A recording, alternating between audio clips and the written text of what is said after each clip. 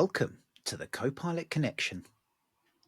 We're here to share with you all the news, insights, and capabilities of the Microsoft Copilot ecosystem from across the entire Microsoft stack. I'm Zoe Wilson, and I lead the Copilot business transformation practice covering all Copilots and agents for Accenture and Avanade. I'm an MVP for Copilot and Teams and a Microsoft Regional Director.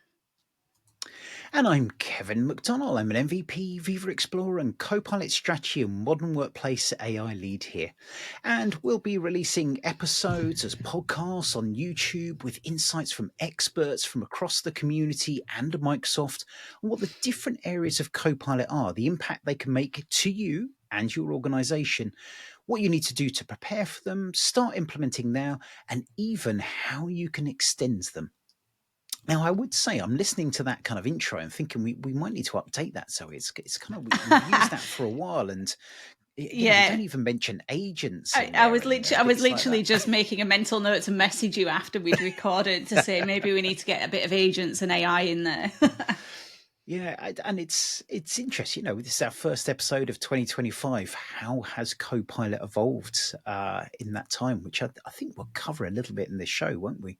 Yeah, I mean, I think it's nearly 18 months, isn't it, since we did the first episode of this podcast. And actually, it's a really good point, because when you look back, the whole ecosystem has just evolved at pace. And, we've had this whole wealth of new products and things like that. But the whole vocabulary and the way that people talk about this world is quite different. And I think we'll see much more focus and use of the word agents, like in the same way Copilot was overused previously. I think everyone's going to be sick of the word agents this year. Going to be? You mentioned our first show was 18 months ago. Probably one of the first things we should talk about that we haven't shared out on social quite yet is we have hit 10,000 downloads for Copilot Connection, which is really quite exciting from there as well. So thank you everyone who has subscribed. If you're listening for the first time or you're kind of occasionally dropping it, now is the time to smash that subscribe button and follow us. Make sure you get that into your podcast feed, onto your YouTube feeds and things like that now as well. So thank you all those who have been listening. I know so many people come up to me. We've mentioned on the show before, we've had a few clients come up and mention it, which is always very exciting as well. So please, if you're listening, drop us a note, let us know on there, give us a review. All the good stuff like that is much appreciated generally. I think it's fair to say that there's many people at the moment who feel kind of at wit's ends, that the excitement of starting the year hasn't necessarily kicked off. I think everyone's feeling a bit overwhelmed. So getting those messages does give us a bit of a boost and keeps us going. In fact, some people have been noting that I've got a big white space behind me for those who are looking on there. Usually I have my kind of inspirations for the year, and I haven't quite worked it out, because right now I'm going to write the year Copilot agents, and I'm like, I want to be a bit more focused than that, a bit more aligned, and I haven't quite got my head around exactly what that is. So keep an eye out. Hopefully by next episode we can have that up there. Yeah, I think that's an interesting point, isn't it? Because this whole world is so overwhelming at the moment, and the pace of new announcements just continues. It just continues to accelerate. And I know we've talked on previous episodes about some of the blurred lines between the different product areas or Microsoft solution areas. And what I'm expecting is that for a lot of people, they're struggling just to keep up with the Copilot agent and AI announcements that are specific to the bit of technology that they're familiar with, let alone starting to understand how that works across everything else and what this means to the user experience and the employee experience. And I think also, certainly for me personally, that I felt that my expectation of what can be done is also slightly ahead of what can actually be done. And by that, I don't necessarily mean the technology. I mean that with the people, in terms of everyone being in a place to understand it, to have the habit. We're seeing organizations, I can't remember, I saw it now, but someone was talking about the budget cycles. I think it was Dan Colby from Advania, that the budget cycles haven't been there. So some people have had the budgets to go for Copilot, others are kind of deciding on it. So we'll see the growth from that. And I think in my head, it's like, yeah, we can do everything that's been promised. The reality of that, of the time it takes to make that happen in an effective way, will take time. And some of the things are evolving. People are learning with this all the time. So it's kind of balancing those things and making sure we try and ground this in some reality from there. And funny, that's another phrase that gets used an awful lot within there in terms of grounding. But and Yeah. that's something we try and do in this show, is to make sure that we're not just a hype machine, because there is a lot of excitement around this, and I think justifiably, but trying to work out what that means as well. Yeah, and I think it's a really interesting topic that we'll actually get into a little bit later in this episode. So today we're going to talk about this week's latest announcement, which is Microsoft 365 Copilot Chat. We'll talk about the Future of Work report that came out just before Christmas and some of the insights of that, which I think talks to some of that readiness that you mentioned, Kevin, in terms of people and organization readiness and culture and that kind of thing. As well as a few other news items that have come out since we last connected with all of you. And I think one thing I'd say is there's an awful lot of news and some awesome community posts. They will be coming out in the LinkedIn newsletter. So there's quite a few things we're not going to cover because this episode is going to overrun. I'm going to clash into meetings already. So we need to kind of focus a little bit. But I think, should we kick off talking about M365 Copilot Chat? Yep, let's do it. So let me share my window for those watching on video. Sorry, I didn't quite mean to share that one. That's a funny post about renames. For those who can't see it, Spider-Man pointing to each other with all the different names that Copilot's been. Yeah. Maybe we shouldn't start with that, but I think it's interesting because a lot of people are kind of hearing this, and that is their first reaction to the Copilot Chat is, oh, this is another rename. And I think there's been a lot of noise before Christmas around the kind of rename of the M3, or the rebranding of the M365 logo to include the Copilot logo. What I love about this announcement is that this kind of justifies why on there.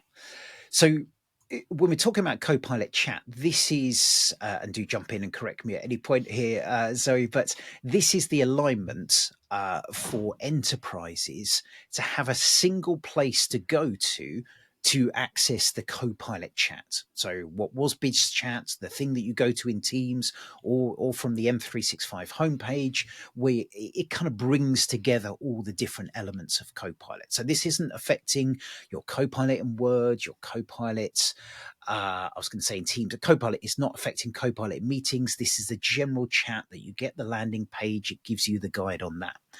And what's going to happen now is, whether you have an M365 Copilot license or you don't, you will get the same sort of experience. The difference is from that main chat, whether it's grounded in your M365 data or not. So you will be able to flick between those work and web tabs within there, and it will look the same. You'll be able to ask questions within there. If you're on the work tab, because you have a license, it will be grounded on your internal knowledge that you have permission to see. If you go on the web tab, it will be using external Bing knowledge and will be grounded on that as well. But all with the same security controls. So we can bring in the data loss prevention, we can manage the prompts, we can do some lovely usage analytics. One of the posts I mentioned earlier, Lauren Strant has done a lovely post on that, on the different ways you can get the usage analytics. But it's bringing that consistency to both sides as well. Yeah, I'm going to have to disagree with some of what you've said actually there, Kevin, because I'm just looking at the licensing. Yeah, I'm just looking at the license table, and actually Copilot Chat isn't work grounded. It's only web grounded. If you look, there's a little dot missing on the second row. But So sorry, it's not work grounded if you haven't got a license. If you have got a license, then it's grounded on the data. Yeah, so for those who are using the free or included enterprise version of Copilot Chat, You'll continue to be able to use that to interact with things that are on the web, but you can use it to access things that are grounded in your tenant using pay-as-you-go agents. So Yeah. leveraging things like Copilot Studio or Azure AI Foundry to be able to build agents for people who don't have the full fat Copilot license, and allow them to start transforming the way that they work with agents. And for me, I think this is a really interesting scenario. And when you listen to Microsoft talk about it, the way that they describe this is AI for everyone. So I've heard people say to me this week that they see that, you know, they want to have a Copilot for every person and an agent for every process.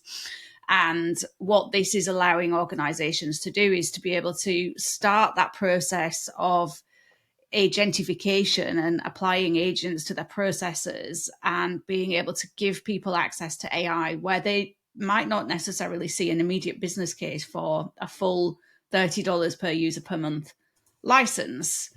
So I think it's really interesting. I can see this having huge potential for frontline workers.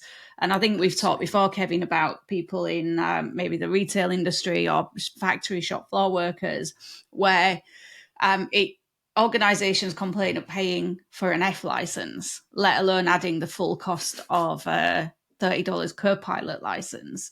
But this starts to allow people to be able to do things with agents, with Copilot as the experience layer, without needing all of the embedded capability across the apps and teams and things like that.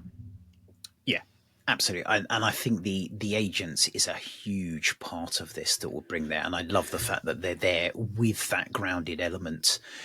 And I'm going to jump to another post because it may make sure I'm not going to say the wrong thing here. In terms of those agents, and I'm going to try and be clear. We're talking about those agents that are embedded within Copilot. So I'm going to get a little technical here. They are declarative agents that will be included in that as well. Where you've got in Copilot Studio, you can build an agent that you can put into our website, that you can put into Teams standalone. That's not what we're talking about at this stage from there as well. So this is very much within that Copilot experience. Jump back to the other ones for those looking on the screen. It's that where you have Copilot to the top right now, it will enable people to access those and talk about. And I love this. I did a session for the festive tech calendar and gave a demo, because part of this is you can have those agent, you can continue the conversation across different agents. So the example I gave there, I had a DevOps one. I was showing keeping my Christmas presents as Azure DevOps stories and the Christmas list. Please don't do that. That's far too geeky and gone too far. But it kind of made a nice demo that I could return those items back. Then I could use the idea creator to say, these are what people want. Can you generate some ideas from that? And then I brought the visual creator agent into the same conversation and said, given those ideas, can you please generate an image of what these would look like under the Christmas tree? And it gave you a nice sort of picture of those and the Warhammer stuff for my son, and by the one who wants lots of Minecraft and foxes on there. And it generated some images all from that one conversation. So I think that power of bringing those agents into the one conversation available to everyone will be fantastic. You touched on costs within there. So in terms of this pay as you go, then you will be able to buy these prepaid message packs. So these are blocks of messages. And then every time you use an agent, it will have different types of consumption. So a standard answer will be one message within there. If it's grounded on the web, it's no messages. And I think it was Abram Jackson who made this comment that actually you could create an agent that is just using the power of the web. So things like the ideas coach, that is one of the free ones, that you can guide it with that system prompt, you can give it that personality. But if you're not using any actions, any grounded data, then there's no additional cost. So you could help guide people on external information without any cost, this, which I think is fantastic. I'm so happy they've included. And in fact, if we think back to the kind of early, I think they called them plugins and even extensions within ChatGPT and Copilot, the Copilot Pro, That's what those initial plugins were, and that's now available for free. That was a fairly heavy cost initially, so it's a really good improvement just from that as well. And then if you want to start bringing in some sort of guided answers with Copilot Studio or using generative AI to pull that answer, so to construct your response, then that counts as 2 messages. If you want to ground it on your data, then every time you do that, that is in effect 30 messages from there. Yeah, I I've got think the thing that's interesting here as well is, depending on the type of prompt or query that a person puts into this, it could actually end up stacking some of these as well. So there could be a scenario where you're using 30 messages to access graph grounded data and 2 messages for generative answers as well. Yeah, absolutely. So there's a combination there. And I think Daniel Rohriger, he who put together my amazing misspelt Copilot t-shirt to make sure people correct on that, that's behind me, did a lovely image of that, of things like, if I want to get to the current weather, that's 25 messages. If I want to get a knowledge source, exactly as you said there, that will use knowledge plus graph grounding, it's that 32 messages from there. Things like booking a flight, it's an action, 25 messages. So he's got a nice visualization on that. I kind of feel we're early days on this. This was announced, less than 2 days Wednesday. ago Yeah, Wednesday. already. So I think there's going to be an evolution of what people understand and what does this mean. If I have an agent, how much is this going to cost me? If I have this many, how much is this going to cost me? So I think we're going to see a bit of a kind of understanding, both from Microsoft and from the community, to help guide people on what it means as well. So it's and you talked about this at the beginning. It's going to be working out that tipping point. At what point is it that you go for the full license versus using pay as you go? Is going to Because be I the think decisions people need. Yeah, I think that's an important point, because if a user has a full license, then all of those scenarios that we just talked about are actually included in the M365 Copilot license, and it's only autonomous agents that are actually built on or measured on a consumption basis. So I think what this will do is democratize access. Just very quickly, autonomous agents, just in case you don't know, these are the agents that are not triggered by chatting, but by something happening. So like an email comes in, you have an autonomous agent that checks it, a file drops. So just, I know we use these phrases day in, day out, but just in case people aren't aware. Sorry. Yeah. I think that's a good point. And like I was saying, for me, I think this is really interesting because it will start to democratize access a little bit to Copilot in a business context, not just a web grounded context. And one of the things I know we've talked about previously and that I feel really passionate about is the risk of only deploying M365 Copilot to part of the organization. And that potentially creating this 2-tier system of the haves and the have-nots, and the potential impact on individuals' career development and promotion and salary and opportunities and all of those things. So this, I think, gives organizations... How do you appraise someone with a Copilot license versus someone without? Is that fair? Yeah, exactly. And I think this gives organizations a different way to approach that, where there'll be some personas or some parts of their business that are in an immediate high value scenario for a full license. And then being able to extend the agents that you build for those users to everybody else allows people to start being able to apply this to the way that they work. And also allows organizations to understand, like you say, where that tipping point is. Where is the point where either financially or from a business benefit perspective, it makes sense to roll people from the standard Copilot Chat plus agents into that full Copilot experience. Yeah, absolutely. And let's not shy away from this. This is Microsoft. They are still looking to get more money from people on there. So you're going to be paying a bit more if you want those agents. However, they've given a free tier, so you get one of those massive message blocks within there. So there is an amount of utilization that you get included. So it's not all more on this. There's actually that positive nature to that. And there's that decision point, exactly as you say, there's that tipping point. There may be some people who've had Copilot licenses that will drop down as well as those going up. So I have heard a lot of people say this is just another money grab. I don't see it completely as that. I see this as giving options to people, which I really like from there as well. So I've heard that multiple times and in many comment sections on LinkedIn and from there. I don't think it is. I genuinely don't think it is. I think it opens it up to more people, and that's the power of this. I think again, what organizations will need to do is to work themselves or work with their partners to sort out the governance and management of this. So how do you decide, you can buy these message blocks and you can get a lot of reporting of where you are within this. So you're going to want to decide, how do we decide which agents, who can publish these out? How do we control this and make sure we understand it? So there will be an evolution of this. There will be more things that people work out to make this more effective on there. This isn't I must go full throttle or I must block this completely. It's got to be kind of graded and should be expanded over time as well for people to think about as well. But it will be interesting to watch, certainly. Yeah, definitely. So with that, have we to shift gears a little bit and look at the future of work report? Yes. Now, I know you've spoken about this a lot, and we kept saying we were going to read it.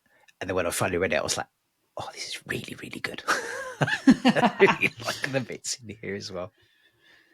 Yeah, I think there's a lot of really useful insights. I mean, I have looked at it a few times, and every time there's different things in it that kind of stand out to me. But I do still feel like I need to dedicate a solid half day just to actually going through it really with a real sense of detail to understand what these things actually mean. Yeah, yeah, and I think for me going through it, what do these things mean, and what should I do about it? As well, what does this about? And I'm going through a project where we're building a virtual assistant. There's so many things in here that have got me thinking and changing on things as well. But maybe if we jump through something. So this was created by Microsoft Research. I'm going to make sure I'm not saying the wrong thing there. You can see there's a set of people.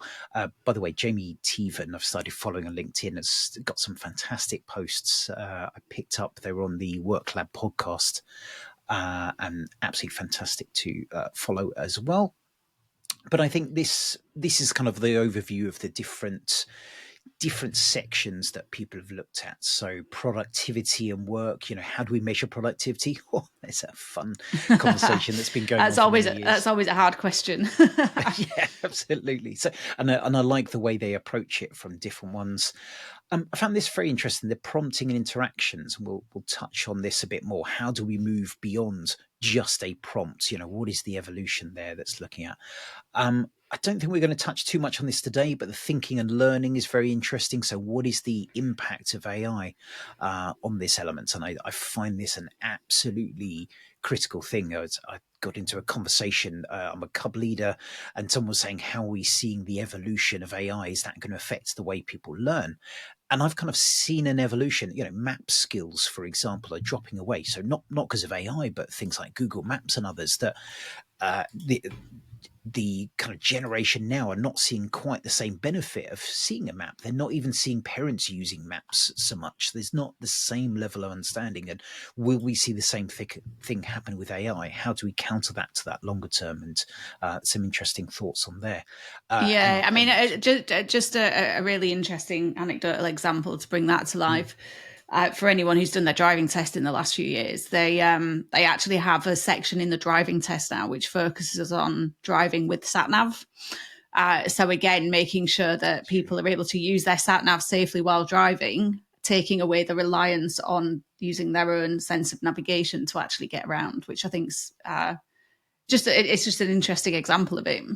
Yeah, absolutely, and that then fits the appropriate reliance. Are we actually able to critically assess things and say this makes sense or this doesn't make sense, or are we going, AI knows the answer. I'm just going to blindly follow that. How do we help people to make sure within that as well?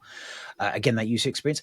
Agents comes up. Who would have thought? And then the society and culture. And again, you touched on this just now. The how are we benefiting people equally from within that as well. So really interesting. And again, with this, Microsoft's going to be looking at this and it will steer what they're thinking as well. So if you want to get an understanding of where things are going, this is a great idea to look at that. But I think, Zoe, you wanted to pick up on a specific topic within here. I'm just going to find the right number. No, it was the one before, wasn't it?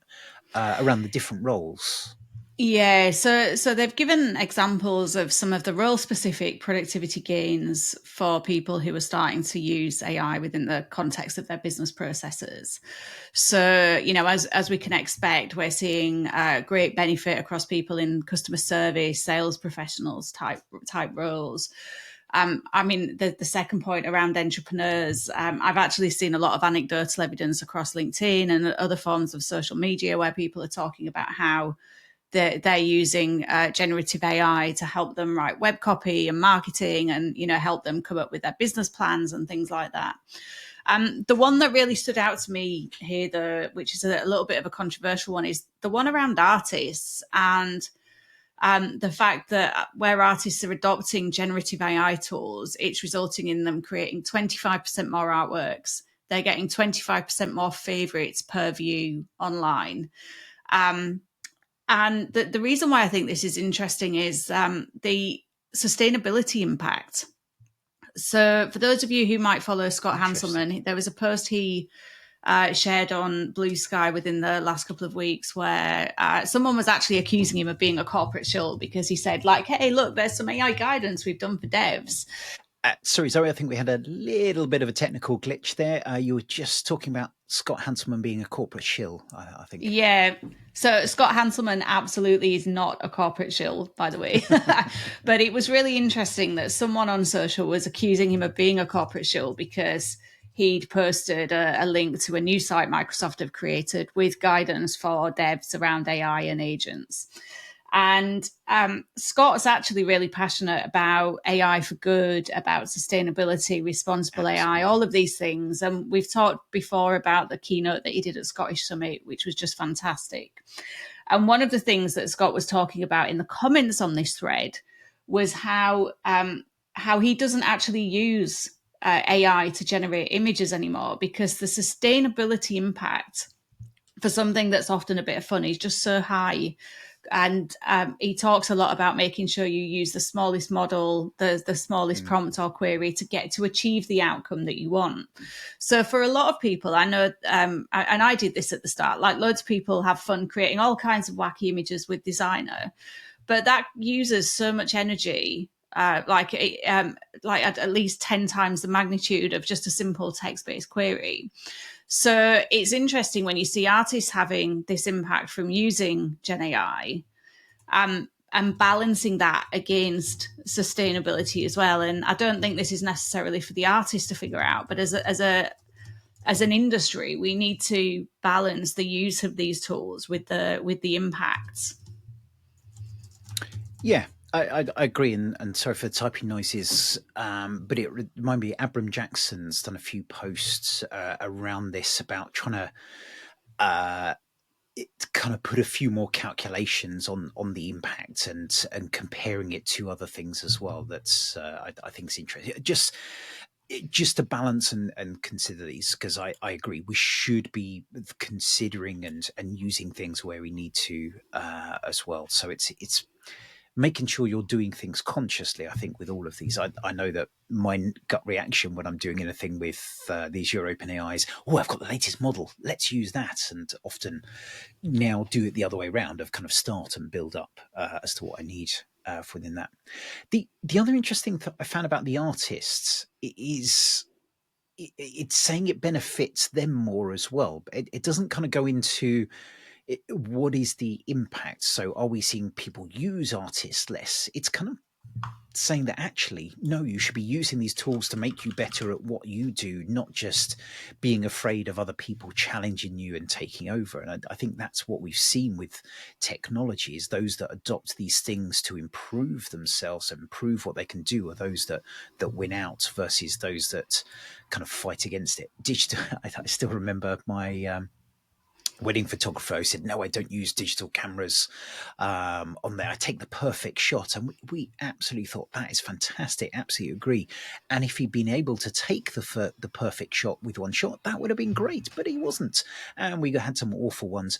Thankfully, I had a friend with a digital camera who took lots of shots, and we had some much better ones from that as well. So it always kind of sticks in my head a little bit of, I don't go against those who are countering it, but we need to kind of make sure we are looking at some reality from there as well. But no, really, really interesting thinking of the different roles. I think the other part that I found really interesting in these was around the kind of UX, and there's quite a few different sections on the UX. I'm going to jump to page 17 on here. Oops, and I need to take off the where I was searching for it. The micro prompting I found very interesting. And I know we've talked about in the show and talked about with others that kind of putting a nice long prompt helps within there and helps you build up to have that story. That's the most effective use. But it takes more time, it takes more energy and things on there. I know that Copilot, one of the things it does fantastically is give you kind of guided prompts of like summarize this meeting. That's just through those three letters, but behind the scenes has added a bit more. What this evolution is looking at is kind of, yes, you have that large prompt, but that is almost created by looking at different things. For anyone who's used the image generator as part of the new Apple Intelligence, you kind of get an image and then you want to add things to it, and you add little chunks of words like this. Let me zoom in some of the bits there. So in this case, it's the full prompt is create a medieval castle in the mountains. Sketch should be in black and white with detailed line art. But with a micro prompt view, then you're talking about bringing medieval castle, black and white sketch, in the mountains, detailed line art. You don't need that kind of full conversational way. Effectively, it will build that behind you on there, and it makes it easier to kind of build up what you want to get through. And I found this very interesting of thinking about how people are going to design these and whether we will see more UIs like that Apple Intelligence that allows you to evolve your prompts rather than do that one hit from there as well. So I thought that was really intriguing. Yeah, definitely. I think what again, just thinking about how things might have changed since we first started this podcast.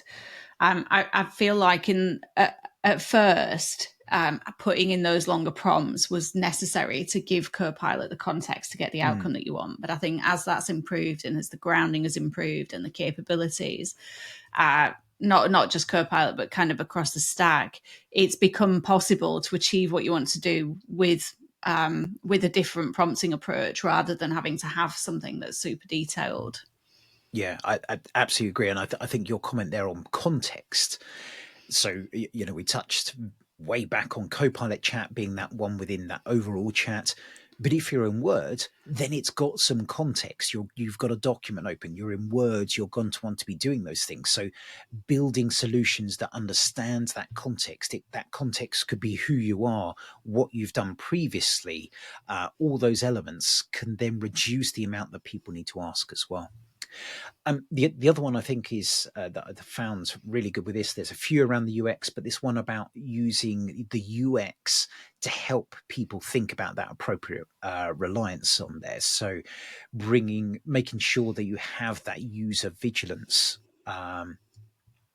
Zooming too far, the appropriate user vigilance. I can see over here, for example, where it's put numbers into there, that it's highlighted in this UX to say, well, actually, we've got low confidence and a lot of this hallucination. It doesn't mean you have to take away and say, this is a hallucination or this is not. It's that level of confidence. Okay. You know what? You might need to double check this to kind of encourage people to check the right thing, because people are getting used to saying, this is AI generated. and they don't read that, they ignore it now because they kind of have seen that all the time. So bringing those specific highlights to certain areas that say actually this is probably more likely to be a hallucination, and elements like that. So there's quite a lot of guidance, and I love the fact within this report it also goes into the deep studies as well, so you can go and read those very scientific papers that look within that as well. So I think it's for those kind of designing their own agents, their own elements, really useful tips within here from that as well. And then the other bit, and I've just noticed I forgot to put the number, so I'm going to have to do a little bit of scrolling upon those, was around agents. And obviously it touches on here that 2024 was all about developing agents. But the one thing that jumped out, and I heartily agree on this, is that the full potential of these multi-agentic systems still need some more research to get the real value. I think the ideas are there and what it needs to happen. The potential of that is huge. There is still a little bit of effort to kind of get to the reality, not the reality, the full potential of that as well. And I think the phrase of agents has changed a bit. So where we were talking about a plugin, that's now an agent, and those work well. Those kind of atomic views work well. It's where we're starting to build these things together that we'll see even more happen within that. Yeah, and again, if we think back to the start of M365 Copilot, one of the most common questions, and people still have this, but to a much lesser extent now, was around the value and how do we get ready for this? What do we need to do to actually be able to understand the value? And it feels like from a multi-agentic perspective, we're probably at a similar point where the promise of the technology is incredible.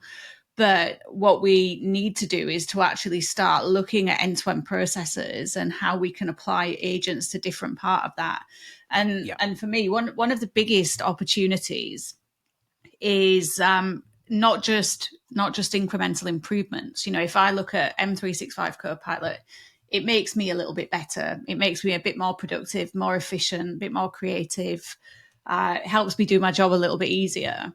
What we're talking about with agentic systems is actually being able to completely reinvent an end-to-end process or even an entire function within a business to achieve the same or better outcomes, but maybe in a completely different way. And this is the bit where we kind of need some real world evidence and examples so that people can fully understand and appreciate how transformational this can be.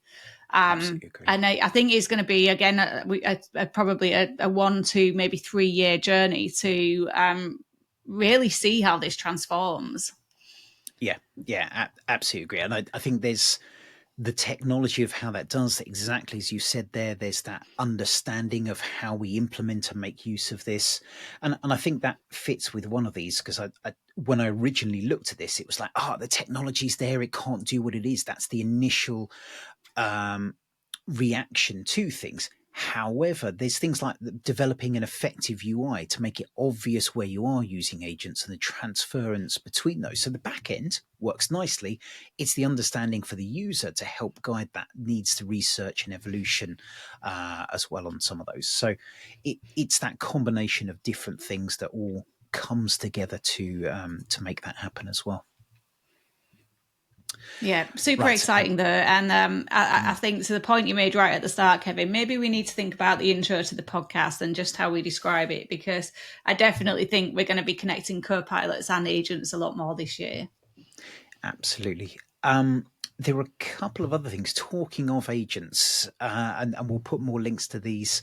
There's been some fun conversations between various people, senior people in Microsoft and Salesforce, around agents as well, which has been nicely entertaining for us on there. Well, Mark Benioff, I mean, he's had his gloves off for quite a while, hasn't he? He's not pulling his punches, and he's been incredibly vocal about what he perceives their product can do, all of the different agents that they've got. And I just find it fascinating when if you compare the kind of the breadth and depth of the Microsoft stack to the narrow business focus that the Salesforce products have, it's a completely different ballgame. I'm being very cautious because I'm working with a lot of lovely Salesforce people at the moment, but I tend to agree from that as well, and I have mixed feelings on this because I love a little bit of competition to kind of drive things happening. I would love it to be kind of more grounded in reality um, than anything else, and I'd love that people are not just throwing mud for the sake of it. And I think the responses, and we'll put some of the links, people like Charles Lamanna, that have put out there have been very grounded in facts rather than just it doesn't work, which has cheered me up. So yeah, keep an eye out for that. I don't think we'll see the end of that conversation going on. The other one you wanted to touch on, Donna Sarker put a lovely post up of her new team. I think it was today, wasn't it? Yeah, that's right. So Donna's a huge favourite of ours. She has been driving a lot of the developer relations across Copilot and agents via the Copilot Learning Hub and all of the events that she speaks at. What she shared on LinkedIn earlier was the new developer relations team who will work across all of the Copilot and agents for AI power users. And it's good to see some familiar names in there, like April Dunham. But for those of you who are wondering Rick how and to... Sonia are big names in themselves as for well. those... And I'm hearing more about Thomas Lewis. Yeah, and for those of you who are wondering, like, how do you find out more information about this? How do you get started with understanding how to build these solutions that, regardless of which bit of the Microsoft tech stack you work with? I think over the course of 2025, this team are going to be absolutely key to making sure that you've got the resources and everything that you need to be able to get started to build agents and Copilot solutions responsibly, sustainably. So follow them now, and you can see, for those of you who are watching, Kevin's highlighting the homework that Donna's given all of us. Donna always gives homework. Always. So for those listening, Kevin, do you want to just share what the homework is? Yeah. So just for that, she talks about they're starting their plans to kind of have virtual hack-togethers, in-person agent cons, which I think will be conferences all around agents that I'm very excited about. But she's kind of asking people if you have any ideas on the kind of events, activities, what you want to hear them about making AI adoption easier, how it can work for their, then let her know. So we'll put a link to this post in there, but do speak to her. And in fact, if you want to speak to her real time, we do have an opportunity coming up for that, don't we? We do indeed. So Donna will be the next very special guest joining us on the Copilot Fireside Chat on the 29th of January at 4 o'clock GMT, so 8 a.m. Pacific time, or somewhere in between for the rest of you, regardless of where you are. This session is live only. It's not recorded. It will not be available on demand. So if you want to hear directly from Donna, if you want to get the unfiltered view from her of her world, then make sure that you join in real time. And it is a fireside chat, so it is the opportunity for you to ask those questions and get things in there. Donna, Zoe, and I are very happy to just talk and talk and talk and talk and talk. So that's not going to be a problem, but we want to kind of take it from your questions. So join with your questions and bring them there. We had Vessa and Waldeck just before Christmas, and it was fantastic to kind of answer the questions and the thoughts from people from there. Be even more so with Donna, and she will be honest with you too. Yeah, brilliant. And then coming later this month as well, we will be recording a very special episode where we'll be focusing on all of the roadmap updates for Copilot. We've done this before, and it was a really, really popular episode. And one of the things that I think we've noticed over the last few weeks is just the sheer amount of new updates that are coming through. And some of them are really interesting. And it's like they sneak through without a relevant blog or an explainer or something like that. So we wanted to take the opportunity to really go through some of those and talk about what they'll mean to people who are using Copilot. And try and bring some context. I think if we look at this Copilot Chat announcements, if you've been following the message center and some of the roadmap items that came out just before Christmas, you could kind of see what it was alluding to, but it maybe just felt like, more change, renames. Now we've seen the announcement, we can talk about it a bit more. We can see the benefit of things like reducing those gaps between people, giving people options. So we won't just regurgitate what they are. We'll dig into those items as well, which would be really exciting. So if you do want to hear more from us, please let us know. We're kind of taking that roadmap section because we saw how popular the last one was. But if there are other things you want to hear about, if there's people you want to hear from, let us know. And please, I know we said this at the beginning, but please, please, please, please, please, please subscribe to us on LinkedIn or on Twitter or even on Blue Sky on there. Follow us on YouTube. Follow us on all your favorite podcast apps. Tell your colleagues, tell your clients on there, tell your friends, and even tell your parents. Everyone is hearing about Copilot, and we want to bring the Copilot connection to as many people as possible. So all that's left to say is thanks very much for listening, and we'll see you next time. Thanks very much. Bye-bye. Bye.